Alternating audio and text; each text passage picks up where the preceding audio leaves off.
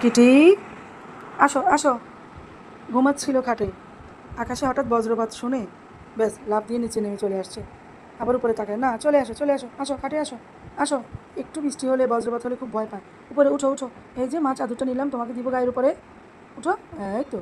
Show, ঢুকো ঢুকো ঢুকো। পাখিটা আমার, এত ভয় পাও কেন? মা আছি না? এই তো, ঘুমাবে এখন। দেখি দেখি আমার ময়নাটা কি করে। ওই একটু দেখি। মনি, কি করো ভিতরে? শুয়ে গেছ? দেখি একটু দেখি। কোথায়, কোন সাইডে? ওই তো আমার পাখিটা।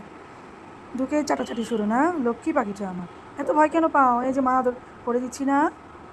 এই তো না, না, না। ভয় পাও কেন? বজ্রপাত হচ্ছে, তুমি ভয় পেলা কেন? ঘুমাও ঘুমাও। দাও ঘুমাও, মা আদর করে দিলাম।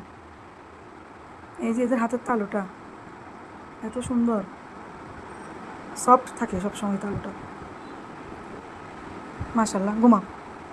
দামু তোমাকে চাদর দিয়ে দিলাম, এবার ঘুম যাও। হ্যাঁ, ঘুমিয়ে পড়ো। আমার লক্ষ্মীটা, মাশাল্লাহ। ঘুমাও।